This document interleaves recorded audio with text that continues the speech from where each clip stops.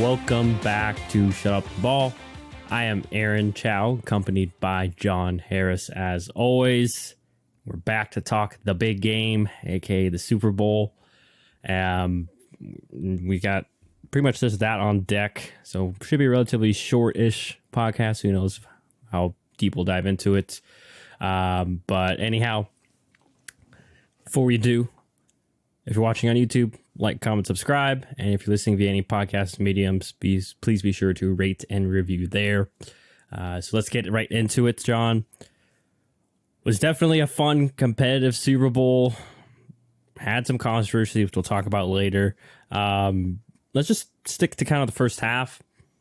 The Eagles looked really good in the first half. Let's just say that for the most part, I believe every offensive drive led to a score. Even there was one turnover that they had to delete to a score. But they win in halftime, 24-14. What were your thoughts about the Eagles, or just the whole, not just Eagles, but the Chiefs and Eagles in regards to the first half? The first half. So, I mean, I knew this game would come down to, can the Eagles keep up with the Chiefs offense? I feel like I've said this in the past in our predictions, but I didn't feel like Philly's defense was incredibly tested on the year. I mean, the best offenses they played were Detroit and Dallas, and those, you know, Dallas was a pretty good offense, Detroit was pretty good, but they were not the Chiefs, obviously. You didn't have a quarterback on the caliber of Patrick Mahomes or a play caller on the caliber of Andy Reid. So, and even I wouldn't say either of those teams have a weapon as good as Travis Kelce. Both teams obviously have a lot of weapons, but regardless, the Chiefs were just kind of another level, and those two teams were able to put up over 30 on them. And so I felt like the Chiefs would be able to do that same thing. I thought that they could put up a lot of points. And so the key was, can the Eagles offense keep up? And in the first half, they did. The fact that even one of the Chiefs touchdowns came off of a offensive turnover that kind of, you know, swung the momentum a little bit back towards Kansas City's side. The fact that had happened and still they were able to go into halftime up by 10, I was like, okay, wow, the Eagles are coming out swinging. This is pretty big. And I don't know. I was impressed by the first half. Really, I didn't think they were going to run away with it, because ultimately I was still a little bit concerned about the Eagles' ability to close it out, because outside of Jalen Hurts, the run game was very inefficient, and that continued the rest of the day. And just with the way the Chiefs play, if you can't sit there and waste the clock and, you know, all that stuff with your 10-point lead, and also the Chiefs were going to get the ball back after halftime, I wasn't sitting there overly worried about Kansas City's chances to come back, because it didn't feel insurmountable yet. Now, maybe if they didn't have that fumble 6 and they were up 17 at halftime, maybe we're talking about a little bit different story. But at least the way that it went about, and also the fact that, like, the Chiefs missed a field goal, I felt like there were just scoring opportunities the Chiefs left on the table. But I will say, in the first half, I was very impressed by the Eagles. I definitely thought they were the better team in that first half. And what really just impressed me was their overall efficiency. Like you said, they managed to keep going down there and scoring. And it felt like outside of that one mistake, they were pretty much playing perfect. Yeah, I think a bunch of people brought it up at Greg Olson, and then the broadcast, they brought it up too right at the end of half, the discrepancy in time of possession. And we'll talk about the second half in a second, but yeah, it was obvious that it was favoring the Eagles. They're doing what they wanted. Yes, they weren't gashing the Chiefs with long runs, but they were keeping drives alive. Couldn't stop the QB sneak, the Chiefs, and it happened again in the second half, especially in the first half. And even the air game, too. We saw that beautiful touchdown throw to A.J. Brown. I mean, we saw it multiple times throughout the night, even later on for the Eagles passing offense, where Chiefs had the right defense. It was just credit to Jalen Hurts. He made a great throw, and then on that touchdown specifically, A.J. Brown tracked it. I know some people might try to dog Trent McDuffie. He's a rookie. He's a cornerback. Everyone makes a joke. There's a reason they play corners, because they can't catch the ball, and tracking the ball is part of catching the ball. And unfortunately, Trent can get his head around and also play A.J. Brown. So it was a great play there. And then on the flip side, obviously Mahomes staying with an ankle, and then it was very scary going to half, because then it looked like he re-injured it or re-aggravated that ankle. He was grimacing on the sideline, and then I mentioned on the pod before, my stepfather is a Chief fan. So in my head, I'm thinking like, man, this is not how you want to go into this half. Mahomes is potentially hurt. Chad Henne was warming up, and then Eagles get the ball one more time. And then that Devonta Smith catch, which was overturned, luckily, which there was some hoopla with that, but it was all legal. Chiefs, I think there's some substitution things that the Chiefs had to be allowed to substitute because the Eagles wanted to run hurry up. And then there was a booth review too, so it's not like because it was under 2 minutes, and they got the call right there, I feel.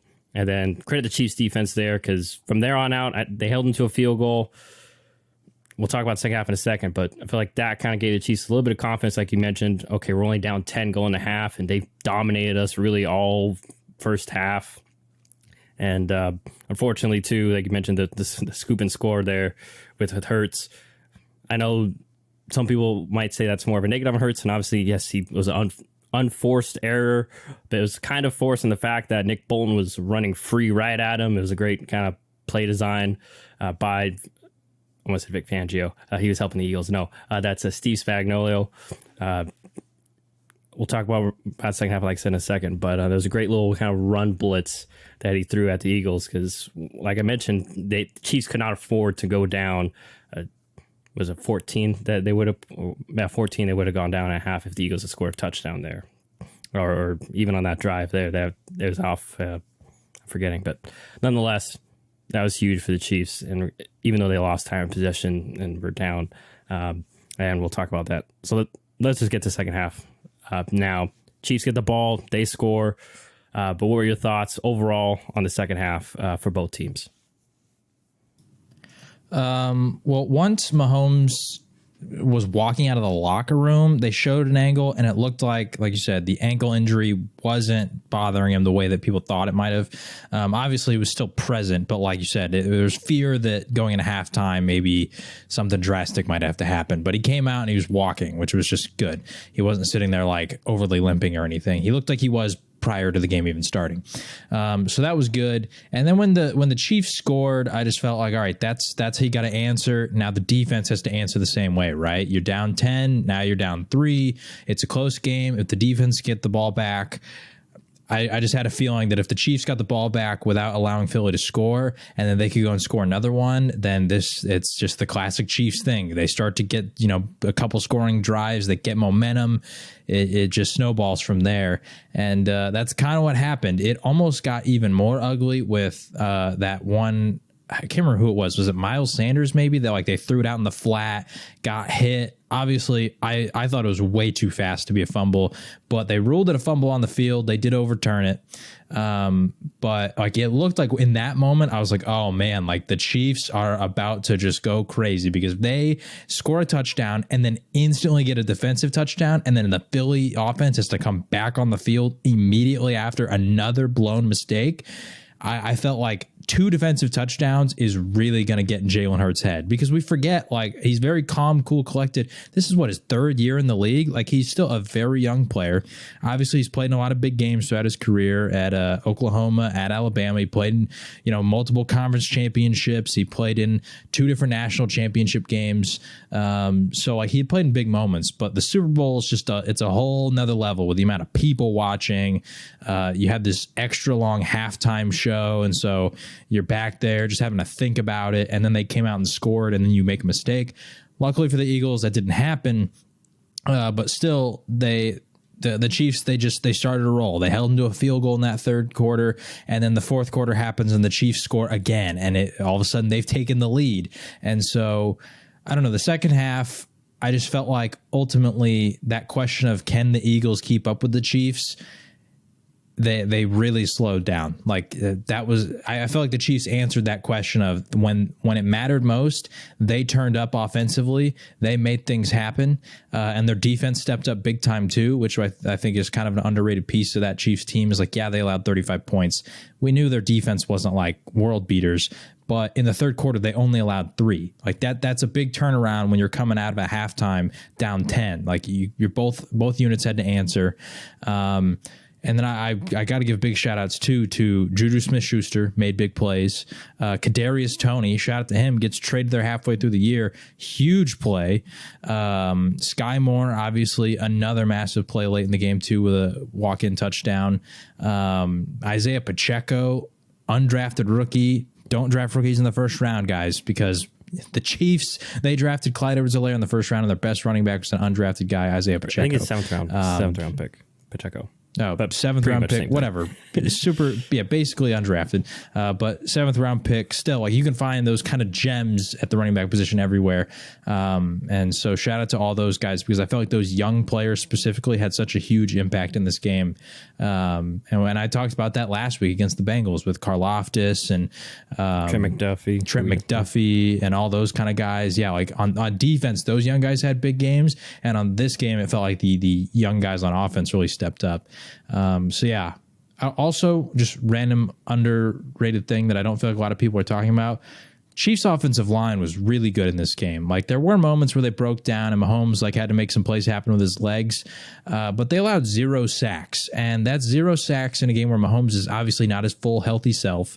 And this is a defensive line that for the most part on the whole year has just been shredding any offensive line they go against. Almost broke the record for the most sacks in a single season. And they couldn't get Mahomes down in the backfield. And in a game where the Chiefs won by 3 points, I think that kind of a small differentiator of just even a single sack that kills a drive, that offensive line deserves a ton of credit. So overall, yeah, shout out to the Chiefs' young players. Shout out to that offensive line.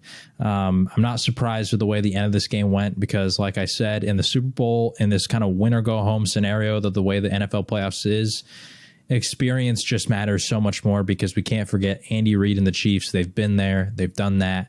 And they got it done. I want to heap praise on that offensive line. One of the more underrated units in the league. Just on top of that, Chiefs ran the ball really well too. Pacheco, 15 for 76, 5.1 yards, and he ripped off the big 24-yarder. You mentioned Mahomes. Even when the pocket did break down, even with his bum ankle, found ways to either extend plays or just scramble. And then McKinnon also was very efficient, 4 for 34 as well. It is one thing I also wanted to start with was Chiefs were a little patient with the run in the second half. Like I said, like we mentioned, didn't really get a chance to do that as much because they didn't really have the ball in the first half. Got it going. And you mentioned the Sky Moore and Kadarius Toney touchdowns. Both. It was a concept they nicknamed, or the play was called a corn dog, apparently. Andy Reid said in an interview right afterwards to Peter King, that's the play call. Like Peter King even grilled him on. He's like, it's like Peter King basically asked, like, so you're seriously saying that Mahomes like goes into the huddle and just says corn dog and they know what to do?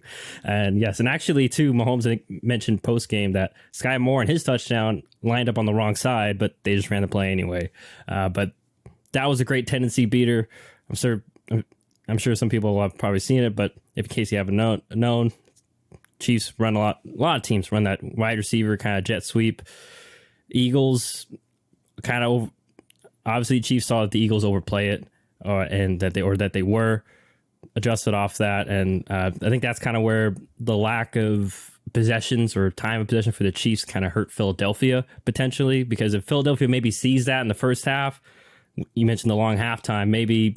And once again, recently, Peyton Manning discredited sometimes halftime adjustments, but it's like a 30-minute halftime. I'm sure they had to talk about something. Maybe that was something they could have adjusted to. So it's kind of a double-edged sword, the time of possession being so heavily on Philadelphia in the first half.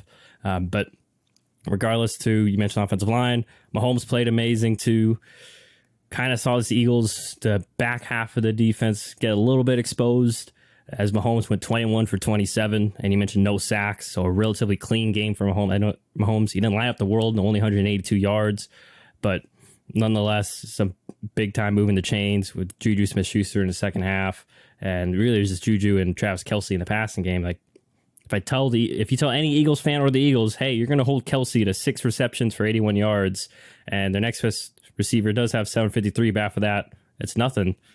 And you hold Mahomes to under 200 yards passing, like Eagles will take that every day of the week. But credit to Chiefs there, they did that. And you mentioned the defense too, like I already alluded to about the first half.